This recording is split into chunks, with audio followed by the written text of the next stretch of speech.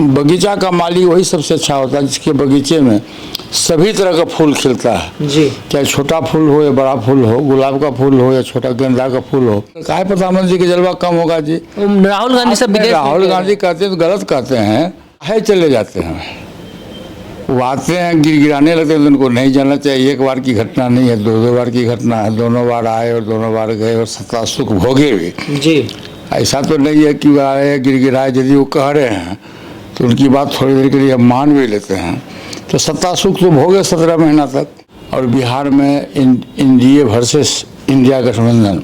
नमस्कार, आप नवयुग टीवी देख रहे हैं और मैं हूं आपके साथ अभिनव कुमार। आज हमारे साथ बिहार की मौजूदा राजनीति पे बातचीत करने के लिए पूर्व केंद्रीय मंत्री पशुपति पारस जी हैं। जरा इनसे समझने का प्रयास किया जाए कि बिहार में विधानसभा का चुनाव है और एक तरफ तेजस्वी यादव जन आभार यात्रा लेकर निकले हैं और वो जनता के बीच गए हैं और वो दावा कर रहे हैं कि 2025 विधानसभा चुनाव में हमारी सरकार बनने जा रही है। वक्त देने के लिए बहुत बहुत धन्यवाद सर। सर, कैसे देख रहे हैं ये जो तेजस्वी यादव का जो दावा है?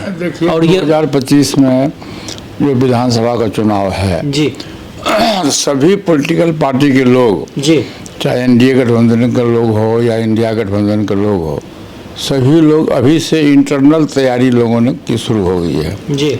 और जहाँ तक आभार यात्रा या बिहार का यात्रा है तो हम लोगों का सब दिन चलते रहता है जी। और सबसे बड़ी बात यह है कि जब आप सरकार में थे जी, सरकार में आपकी सरकार थी 15 वर्ष तक, फिर बीच में भी 2 बार मौका मिला आपको सरकार में आने का। उस समय बिहार की जनता की हित की बात आपने क्यों नहीं किया?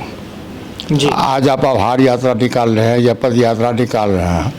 बहुत से राजनेता हैं जो पद यात्रा भी करते हैं, आभार यात्रा भी करते हैं। मेन जो जनता का जो मूल समस्या है जी, उस समस्या की तरफ आपको ध्यान देना होगा, तब जा करके उस यात्रा का कोई फलाफल होगा।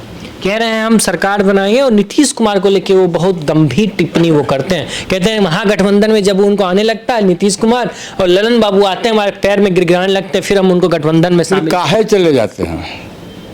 वो आते हैं गिड़गिड़ाने लगते हैं, उनको नहीं जाना चाहिए। एक बार की घटना नहीं है, दो बार की घटना है। दोनों बार आए और दोनों बार गए और सत्ता सुख भोगे भी जी। ऐसा तो नहीं है कि वो आए गिड़गिड़ाए। यदि वो कह रहे हैं तो उनकी बात थोड़ी देर के लिए हम मान भी लेते हैं। तो सत्ता सुख तो भोगे 17 महीना तक जी। उस समय कहते हैं कि हम आपके साथ ठीक है, हम आपको समर्थन देते हैं, लेकिन हम आपको सरकार में शामिल नहीं होंगे, आपकी नीति के खिलाफ हम हैं जी। आप बिहार का विकास नहीं चाहते हैं, इसलिए हम आपको बाहर से समर्थन देंगे, लेकिन हमारी पार्टी आपको आपके सरकार में हम शामिल नहीं होंगे। तो ये तो हुआ नहीं। दोनों दो बार, एक बार का मौका नहीं है, 2 बार इन लोगों ने आपस में गठबंधन भी किया और गठबंधन टूटा भी जी। अब तो नीतीश जी कह रहे हैं कि अब जो 2 बार गलती हुई सो गलती हुई, अब तीसरी बार हम ये गलती करने वाले नहीं है और अब करेंगे भी नहीं।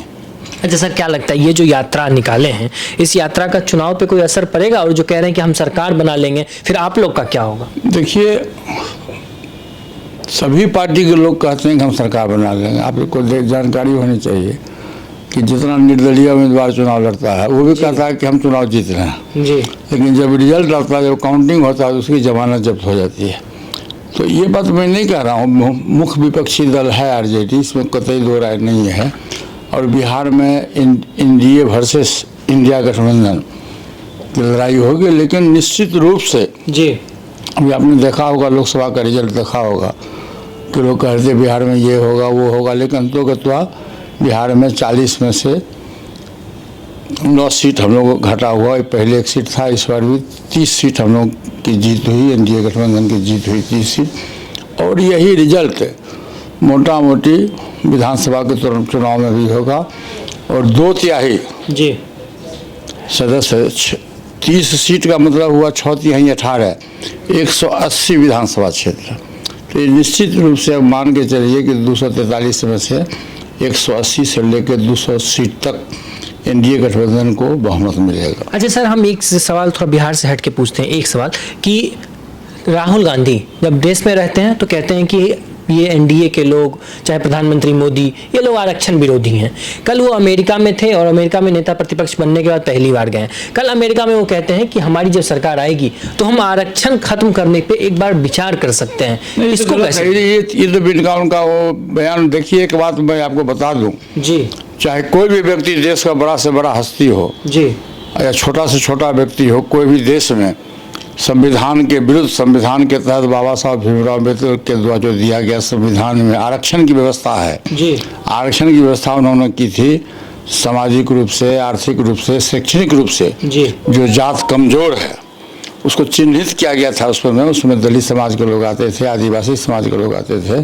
और उस समय आपको पता होना चाहिए कि उसमें पूरे देश में अधिकतर राज्यों में छुआछूत की भावना थी। जी, एक व्यक्ति दूसरे व्यक्ति से घृणा करता था, नफरत करता था कि इससे छुआ जाएगा। दलित से लोग नफरत करता था, खास करके साउथ इंडिया में आप देखे होइएगा कि और जहाँ के बाबा साहब भीमराव अम्बेडकर थे उनके स्टेट में भी, महाराष्ट्र में भी दलितों के प्रति काफ़ी अत्याचार हुआ करता था और दलितों के हाथ से लोग पानी नहीं पीता था।